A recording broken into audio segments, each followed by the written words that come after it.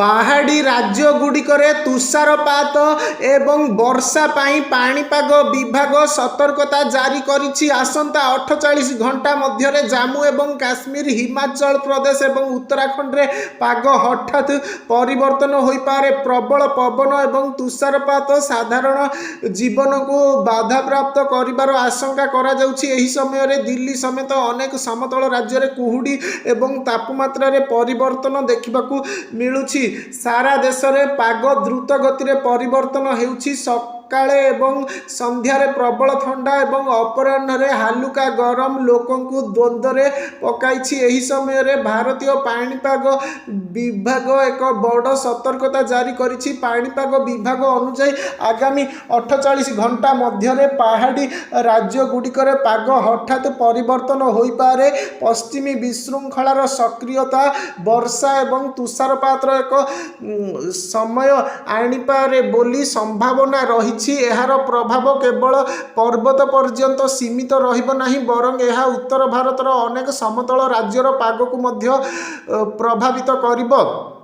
IMD कहिछि जे जम्मू एवं काश्मीर, लद्दाख, हिमाचल प्रदेश एवं उत्तराखंड एही अंचल रे प्रबल तुषारपात एवं वर्षा हेबार संभावना रही। अनेक अंचल रे प्रबल पवन मध्य बहिब। पहाड़िया अंचल रे रहुथिबा लोक माने एवं पर्यटक माननकु विशेष सतर्कता अवलंबन करने परामर्श दिया जाइछि। एही समय रे समतल अंचल रे तापमात्रा रे परिवर्तन जारी रहिब। कुहुडी एवं ठंडा पवन दिल्ली, एनसीआर समेत अनेक राज्य रे पाग को आहुरी खराब करिपारे। पाणीपाग विभाग स्पष्ट भाव में सूचित करिछि जे आगामी किछि दिन पाग दृष्टि बहुत चैलेंजिंग हेब। केउ राज्य गुड़िकरे एहार प्रभाव पड़िब।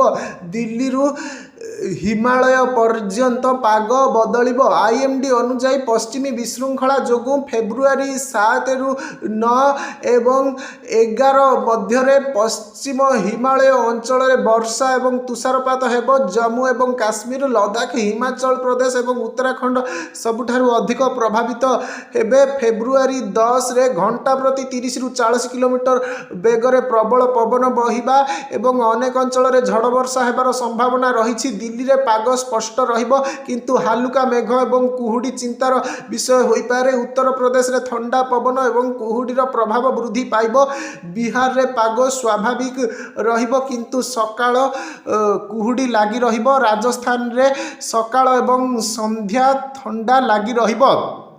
फेब्रुआरी 7 तारिख रे दिल्ली एनसीआर रे पाग सफा रहिबो बोली आशा करा जाउछि।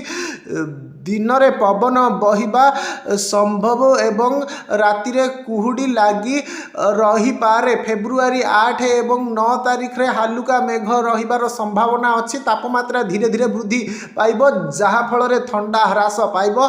पाणीपाग विशेषज्ञ माने विश्वास करंती जे आसंता 10 रु 15 दिन मध्य रे राजधानी रे ठंडा यथेष्ट ह्रास पाइपारे। पश्चिम वायुमंडल पर उत्तर प्रदेश रे पागरे परिवर्तन आसीछि। पहाड़रू ठंडा पवन बहिबा फल रे सर्वनिम्न तापमात्रा ह्रास पाइछि। अनेक जिले में घन कुहुडी हेबार संभावना रही। बिहार रे दिन बेला सूर्य किरण आश्वस्ति प्रदान करुछि, किंतु सकाळर कुहुडी एबे भी एक समस्या रही। राजस्थान रो अनेक अंचल रे तापमात्रा स्वाभाविक ठारू कम रही। सिकर रे सर्वनिम्न तापमात्रा 4.5 डिग्री सेल्सियस रेकर्ड करा जाइछि।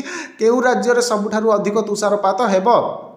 पाणीपाग विभाग अनुसार जम्मू काश्मीर, लद्दाख, हिमाचल प्रदेश एवं उत्तराखंड रे सर्वाधिक तुषारपात हेबार संभावना रही। उच्च उच्च अंचल रे प्रबल तुषारपात होई पारे, जहा फल रे सड़क एवं विमान चलाचल बाधा प्राप्त होई पारे।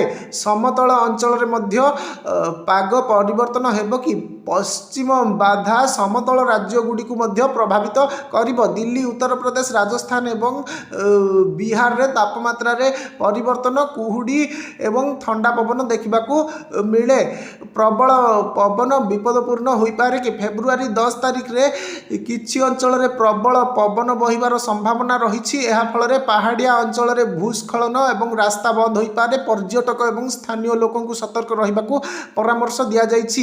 ଏବେ କ'ଣ ଥଣ୍ଡା ସରିଯିବ? ପାଣିପାଗ ବିଭାଗ ଅନୁଯାୟୀ ଉତ୍ତର ଭାରତରେ ତାପମାତ୍ରା ଧୀରେ ଧୀରେ ବୃଦ୍ଧି ପାଇବ। ପାହାଡ଼ିଆ ରାଜ୍ୟଗୁଡ଼ିକରେ ଥଣ୍ଡା ପରିସ୍ଥିତି ଜାରି ରହିବ, କିନ୍ତୁ ଆଗାମୀ କିଛି ଦିନ ମଧ୍ୟରେ ସମତଳ ଅଞ୍ଚଳରେ ଥଣ୍ଡା କମିପାରେ। ଲୋକମାନେ କେଉଁ ସତର୍କତା ଅବଲମ୍ବନ କରିବା ଉଚିତ? ପାହାଡ଼ିଆ ଅଞ୍ଚଳରେ ଯାତ୍ରା କରିବାରୁ ଦୂରେଇ ରୁହନ୍ତୁ। ପାଗ ସମ୍ବନ୍ଧୀୟ ସୂଚନା ଉପରେ ନଜର ରଖନ୍ତୁ। କୁହୁଡ଼ି ସମୟରେ ସତର୍କତାର ସହିତ ଗାଡ଼ି ଚଲାନ୍ତୁ। ଥଣ୍ଡାରୁ ନିଜକୁ ରକ୍ଷା କରିବା ପାଇଁ ଗରମ ପୋଷାକ ପିନ୍ଧନ୍ତୁ ଏବଂ ପାଣିପାଗ ସତର୍କତା ପାଳନ କରନ୍ତୁ। IMD ପରାମର୍ଶଦାୟକ ଏବଂ ସତର୍କତା ମୂଳକ ନିର୍ଦ୍ଦେଶାବଳୀ। ପାଣିପାଗ ବିଭାଗ ଲୋକଙ୍କୁ ଅତ୍ୟନ୍ତ ସତର୍କତା ଅବଲମ୍ବନ କରିବାକୁ ପରାମର୍ଶ ଦେଇଛି। ପାର୍ବତ୍ୟାଞ୍ଚଳକୁ ଯାତ୍ରା କରୁଥିବା ପର୍ଯ୍ୟଟକମାନଙ୍କୁ ନିୟମିତ ଭାବରେ ପାଣିପାଗ ଅପଡେଟ୍ ଯାଞ୍ଚ କରିବାକୁ ପରାମର୍ଶ ଦିଆଯାଇଛି। ଯେକୌଣସି ଜରୁରୀକାଳୀନ ପରିସ୍ଥିତିର ମୁକାବିଲା ପାଇଁ ସ୍ଥାନୀୟ ପ୍ରଶାସନକୁ ମଧ୍ୟ ସଜାଗ ରହିବାକୁ ନିର୍ଦ୍ଦେଶ ଦିଆଯାଇଛି।